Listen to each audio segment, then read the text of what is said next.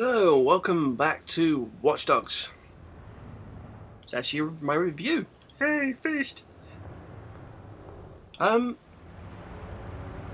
First impressions that I had when I played Watch Dogs is that it's basically just a more sci-fi'd up GTA clone, which essentially is something that it can't get away from. But there is so much that you can do in this game. When it first came out, there was a lot of bad press because they had the well, it basically wasn't the game that they said that it would be, and I can see why, because it isn't. But the game that they actually did produce isn't half bad when you just take it for what it is. I mean, if you're approaching this a couple of years after its production, because I completely missed all the hype that was going around this game because I was just so zoned into DCUO. But it's not a bad game actually. It's quite fun. If I was playing this myself and not doing the scale of the walkthrough that I've done, you could probably get this done within a couple of weeks, tops. If you really hammered it, you could probably get it done within a week. Even now, still, and that's getting 100% if the game allows you. Now, there's a couple of things that this game did really well. The tracker for the game itself, the progression bar, is nicely done, and it shows you everything you possibly can get in a really intuitive way. It's super slick and it works really well.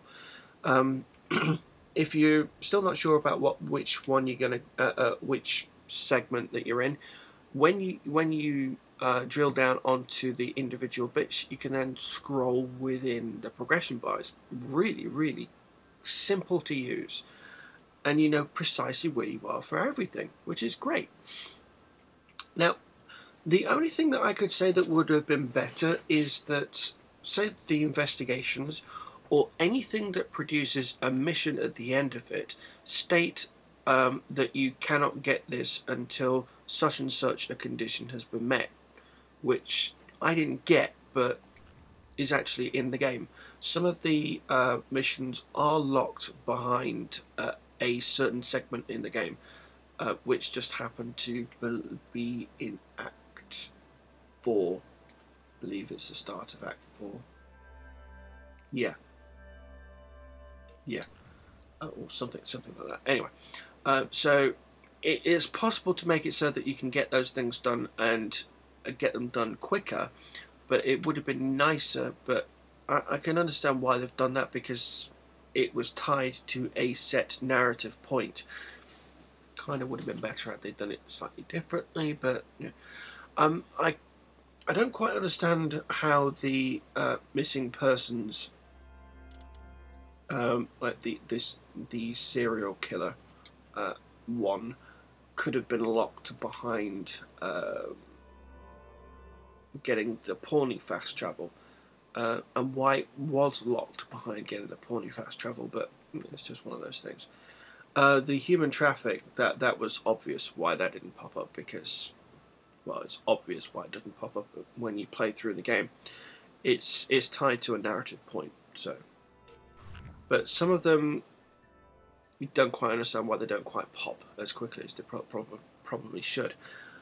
Online, in this game, rocks. And it's the way that Assassin's Creed Unity should have done its online. You've got basically one-on-one stealth for online tailing. Don't get spotted. It's as simple as that. And if you are spotted, it really doesn't matter, because the person isn't there to kill you or to rob you of anything. So just and ironically, you need 10 of these people to actually track you, so it's probably better to select someone into your game and not be spotted. So if you are on the pause menu and you see everything wavering around but no one's trying to hack you, don't do anything differently, just stay still.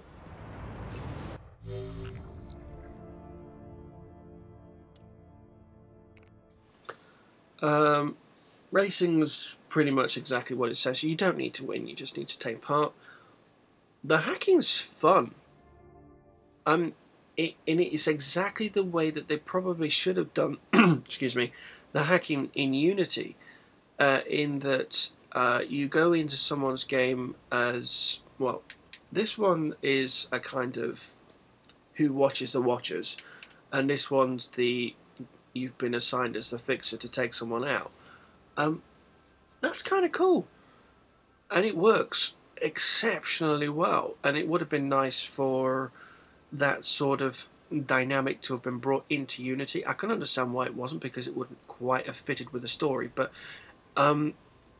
they should have taken something from the way that the online works in this game and pulled it into Unity, because the way that the online works in Unity is basically online decryption for this game, and only online decryption. There's not the one-on-one. They could have done races, but they didn't. It's sad when you think of what potential they did have. And this game has online free roam across the entire city, 1 to 8 players. If you want to go in non-hostile, turn the non-hostile off on the pause menu.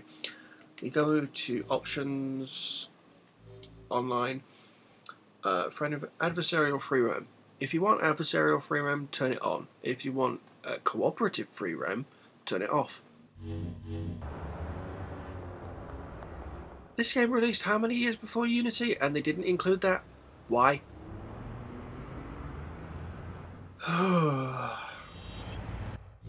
Then you get the skills tree, which is dynamic, interesting to look at itself, and works. And you're told precisely where things will be locked. Not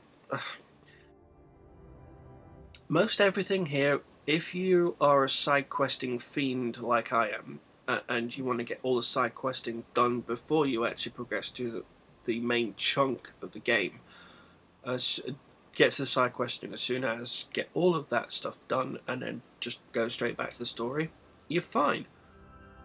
And you're more than likely get every single skill point that you're going to need for the rest of the game. If not, you're going to be missing maybe 2 or 3 tops. And they're easy to get. Remarkably easy to get. So, and even now, after finishing the game, I've got 1 extra skill point, which I can't put anywhere. So, yeah, it's nice and simple to use. There are branching trees in each one, as you can see. It's a little tricky to see what the actual icons are, but once you get to it, they are actually quite simple to use. So, some of these, I would have thought L-Train would have been in this area. Transformers is more of an adversarial hacking, so yeah, there's some of them. Some of you can tell have been put into the same into that spot just to save space. Some, yeah. Combat ones are, yeah, fairly self-explanatory. Crafting, you need those, that's for sure. And the driving, well, driving is driving. Statistics are nice and simple to use. Keeps track of your reputation.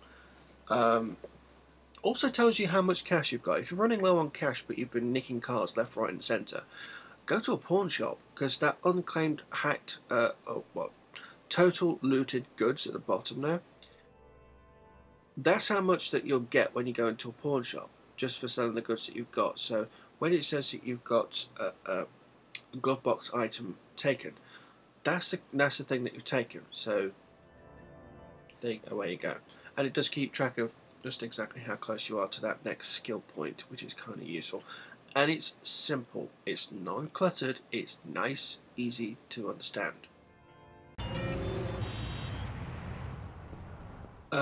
Mini games within the game, like Crime Detected, they work really well and they're kind of cool. The only thing that I've got an issue with this game with are slight bugs. And they are slight too. The one that I encountered, which caused me to do what I did with Unity about several times, is to have the well, it's the city hotspots basically.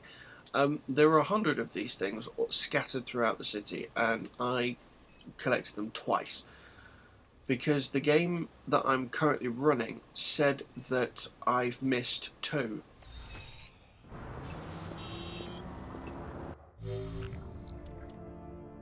Is that one there? City hotspots. I've missed apparently two of them.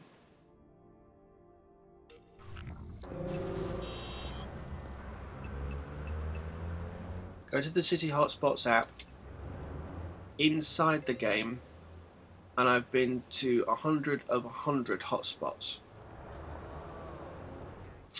Yeah. Something not quite right there. The story, the story's okay, and it's kind of cool actually. It could have been better with a little bit more levity, and that came from T-Bone. But to be honest, he should have been there a little bit more early and more involved in what was happening, because he is a very funny guy. But Aiden, as a character, he's likable. You can go completely anti-hero and just kill anyone, or you can be the vigilante that I have. Now, the difference is that if you go full-on menace, it basically, there isn't a hard mode for this game. It basically becomes harder. So if you want to make life slightly more tricky for yourself, go ahead and go for the menace morality choices, as they're, well... This is the place. This guy is going to act. He'll be nearby. He's through... There he is. Thank you. Just did that to stop the music. If you go for the menace option, do you get the ability to make it slightly more tricky to behave with, or not be spotted. But that doesn't change how you feel about Aiden in any way. Aiden's just Aiden, is following his story path. You don't feel directly connected with Aiden at any point, as you may have become connected with Ezio, or for that matter even Riddick in Chronicles of Riddick. There's no direct correlation to how Aiden is perceived when you play. It's bizarre. He's one of the most tactile game characters that you'll come across, because he moves and behaves exactly how you'd want to see any character in Assassin's Creed behave. Arno did behave sort of similarly to Aiden, only slightly worse. I don't know why, but that game just, it doesn't even come close to this in character animation.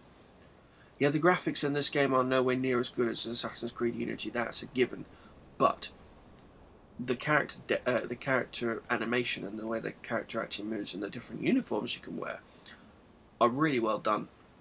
It would have been better. That's another thing. It would have been better for Assassin's Creed Unity to have the uniform or the outfit that you wear be something similar to the outfits that you have in this game. Just all one thing, instead of leggings, boots, tops and hats. Not to mention gloves and blades and everything else that goes with that. Whereas in this game, outfit, and that's it. And it's actually kind of cool going for them as well, which is, yeah, who knows why game devs make the decisions that they do, but this game did that right. Other things that you can do in the game, you get the digital trips. They're very, very fun. I'd say Madness is the worst of the lot, but Psychedelic gives it a fair old run for its money. Spider Tank's fun. Alone takes a long time to do. I'm not going to lie. Alone takes a long time to do. And Conspiracy is funky. It's like the anti-Alone. That's the only way I can call it. NVZN is kind of okay. It's like augmented reality game that you take part in the city. Cash Run's fun, and then you get challenges to do that.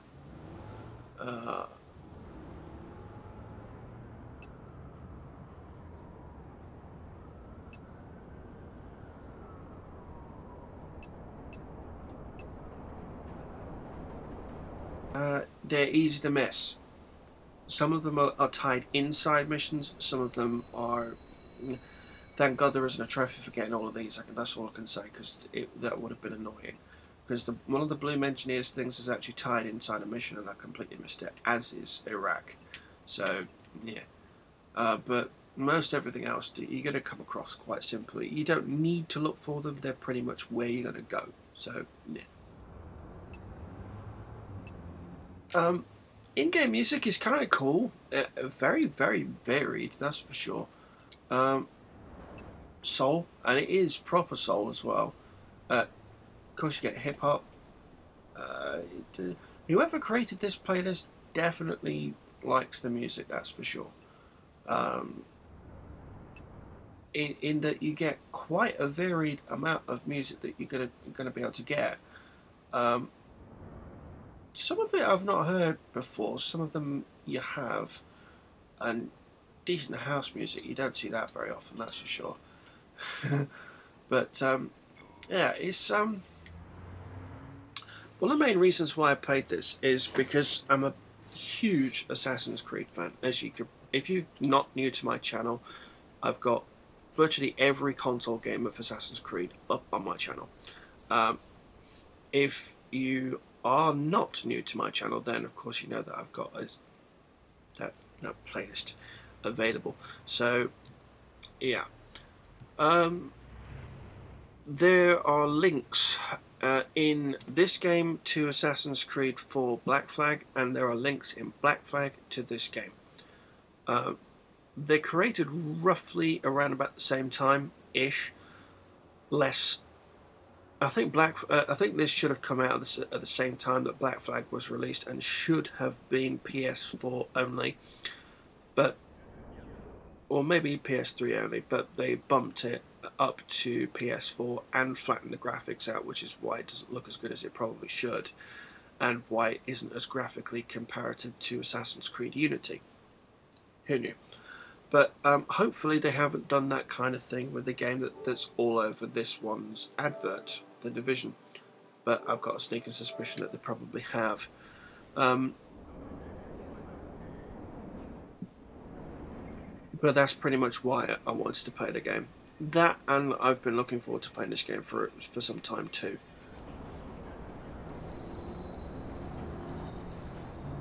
So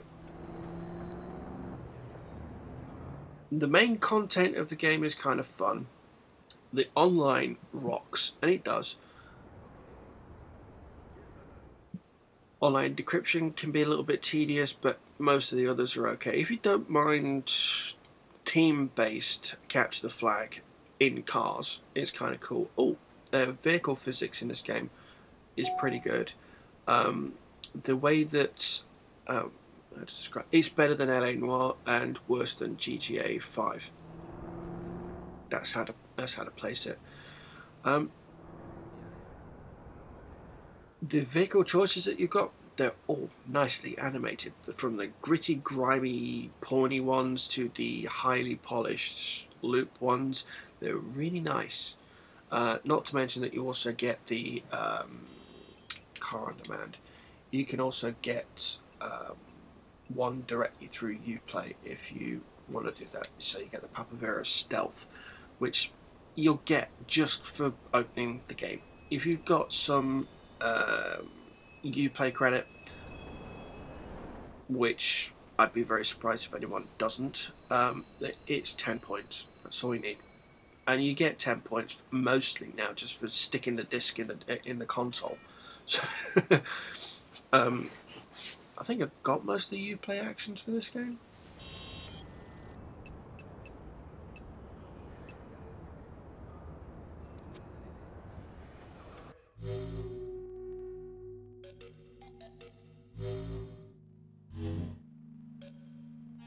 That's the point. Have I got all the Uplay actions for this game? There isn't seamless Uplay integration, and it doesn't seem to intrude very much, which is okay. Unlike Unity, which I don't really want to keep on pulling back to Unity, but the way that Unity intruded into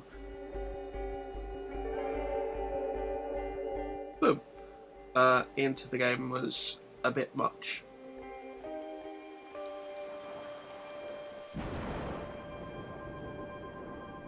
Okay, so you get that just for doing that. Then you at 1 using focus to kill 4 enemies. That's a trophy too, and yeah, you get that done quite easily.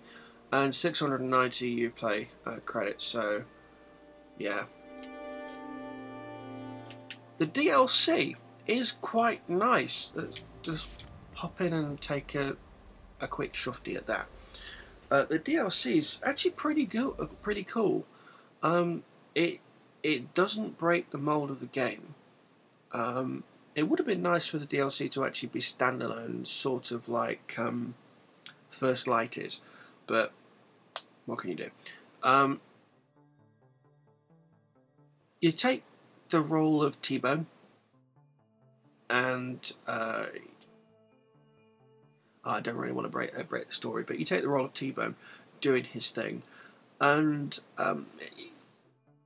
the game is subtly modified, slightly.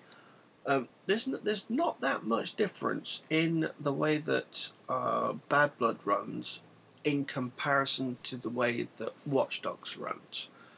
They're not that dissimilar, and they shouldn't be either. The only major difference in how the game actually operates is the street sweeps, but it's not different.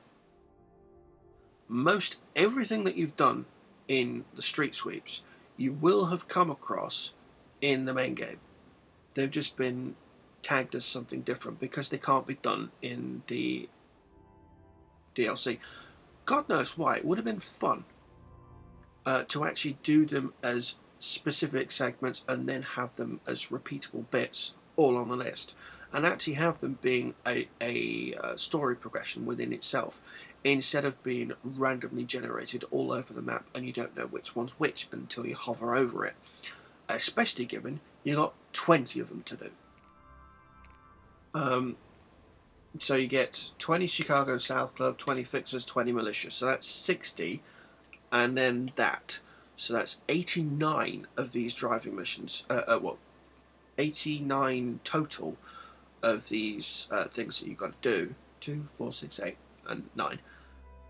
But the driving contracts, they're kind of where it gets let down. The challenges, they're really cool. I like the way that's been done. Keeping track of the way that your investigation level is with each one should have been more correlated to how far you are along towards the trophy.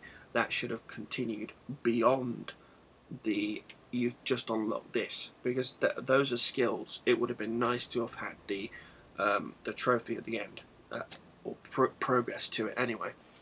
Because you think you got the trophy, no, you just unlocked the skill. So, and the investigation level keeps on going up, irrespective.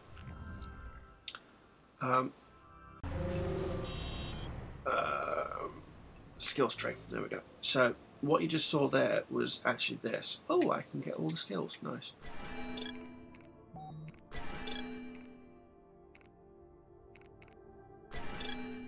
There we go.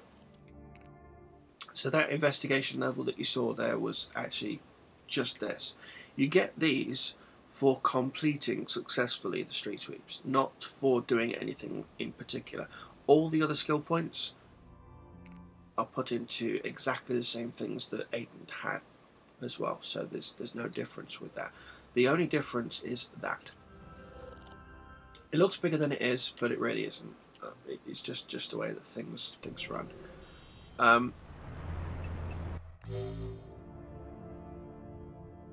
You automatically get the ctOS towers, so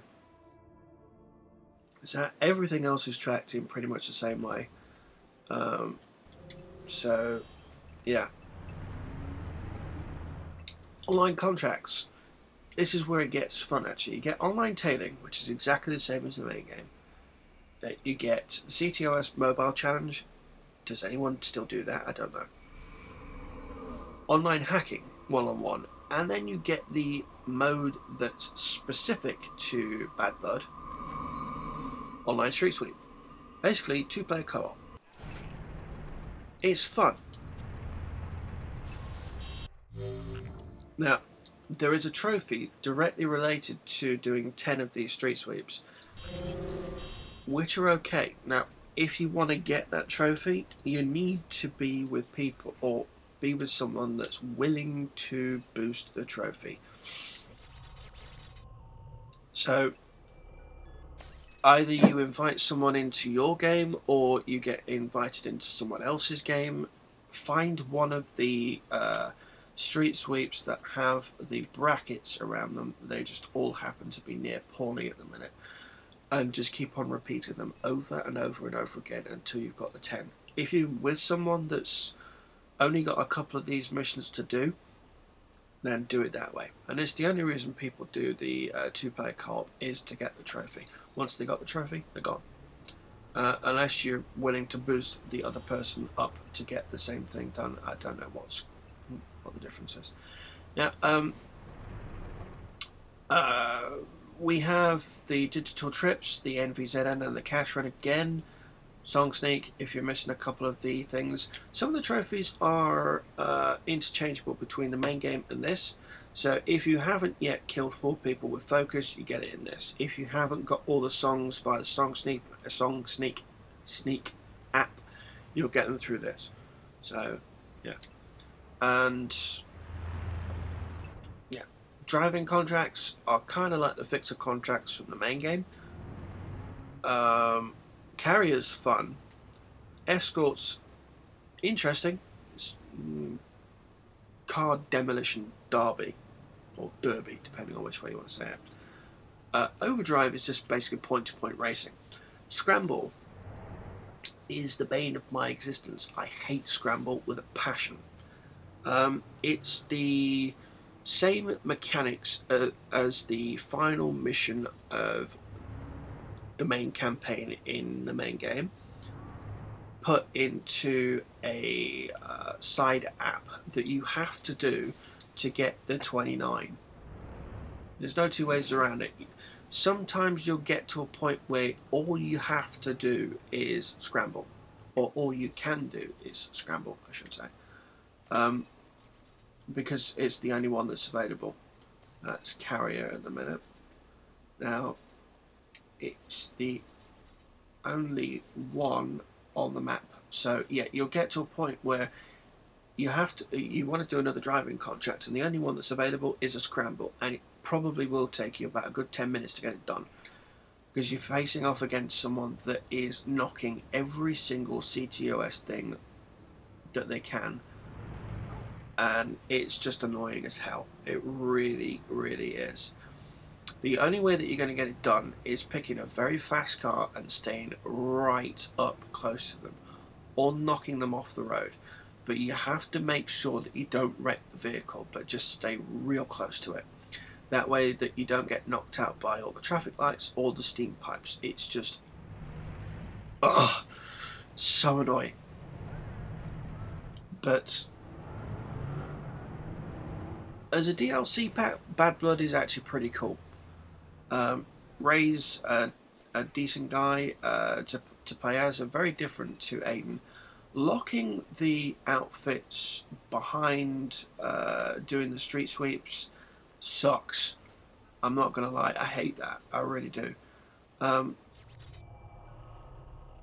They're not that dissimilar from his general outfit itself. The only one I actually like is Hornet, and you can buy that anyway. You get pretty much access to everything else. The only major difference in this game, and I really did like it over the main game, was that you could buy system keys. You don't need to constantly hack them, and the game provide people for you to hack to get them. You can buy them. That's a very, very good thing. I think that's pretty much it, really. The only thing about the online that you get with this and the main game, you appear as your main character in the outfit that you've picked for them. Kind of cool. But the other person is animated in as being someone else. Now, in this game, they're animated in as looking exactly the same every single time. So if you go into an online co-op session and then you back out and then you go into another one with a completely different person, the sprite of the person that you're playing with appears to be identical to the last person. So that's really kind of cool. But you always appear as Ray. When you play as Aiden, you always appear as Aiden, which is a nice touch. And it also means that there's less processing power that's been put into just maintaining online, which makes the servers slightly more stable, unlike Unity, which it's trying to animate the baseball cap, the top, the back piece, the hammer, the jeans and the boots all at the same time for every single person that's in there. It's a pain in the arse, it really is. There's no other way to describe it. But yeah, I don't know why I keep criticising Unity as a link to this game, because they're completely different. But if I was to criticise this against anything, it would be against GTA. But you can't, because GTA does GTA exceptionally well, and this is Ubisoft's, I think, first proper attempt at doing a GTA clone, and it did the job really well. It is, for all intents and purposes, a GTA clone. If you approach it like that, the game rocks, and it's really kind of cool. If you approach it as what they said it would be, you're going to be sorely disappointed. But yeah, as the game goes, I would more than likely give this a fair maybe 7 out of 10. It does everything that it says on the tin, and it does it well, but it's not a fantastic game. There are certain bugs that you're going to come across. There are difficulty curves that you're going to come across that are particularly irksome for some things. Not being able to pause, madness. Whereas every other digital trip, when you leave, you come back in, you're exactly where you were before. Madness, no, start from scratch every single time. Some bugs, definitely. The lack of inclusion of main characters more frequently. It would have been nice to have them be participating. The main people that you're going up against, if they would participate a little bit more in the main narrative, would have been better than just through the dead audio tracks. So the only thing I would have liked to have seen is you progress through the campaign that you're doing, but you also witness something happening with the main antagonists of the campaign a little bit more frequently. You got Poppy on the screen, just there, just gone, and she's basically not done. DedSec's not really explained as much as Poppy. DedSec's not really explained too much about what it is. It's a hacker collective, but that's it. Whereas in Bad Blood, it actually goes into some depth of explaining what DedSec actually is. The fixers aren't really touched on much in Bad Blood. They are. I can understand why that they've left those things out, but they should have been explained in the main game and then fleshed out more in the DLC, instead of never being explained in the main game and then explained totally in Bad Blood. It's a bit odd. But yeah, 7 out of 10 would be what I'd score the game. Basically because I like it. It's kind of fun. A lot of people, when I said that I'd be getting this game, were like, "Oh, you don't want to play Watch Dogs. You don't want to get that game. You don't want to get. It's crap." It's really not. It's actually kind of fun if you approach it the way that you think it is. If you want to get onto the online of this, it's still running. There are people still playing this, and you're probably, the way that I did it with online hacking, you're more than likely going to get online hacking within a couple of minutes. You're going to get hacked about every 20, something like that ish. Online tailing, however, is something very, very different. If it wasn't for the fact that I was actually recording, I would keep online invasions on so that people would get the tailing done, but it's just one of those things. I didn't want it to intrude and stop the ability to keep recording, because it can be quite annoying to do that. But yeah, that's going to be it for Watch Dogs. No more content for this at all on my channel. So I hope you really enjoyed the walkthrough that I've done for you. There's pretty much everything that's been covered, including glitches. And yeah, that's pretty much it. So thanks for watching. Keep tuned for more content from my channel, because I will be doing some other things in the near future. And yeah, because it's approaching Assassin's Creed month.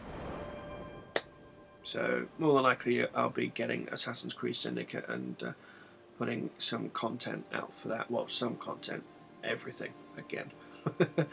So yeah, right. I'll be back next time with more stuff, and yeah, thank you for watching. Thank you for supporting my channel through watching the videos, because it really does help. And if you do like the content, please like, rate, comment, subscribe, do all that kind of stuff. And I'll catch you next time with a different game. Thanks for watching.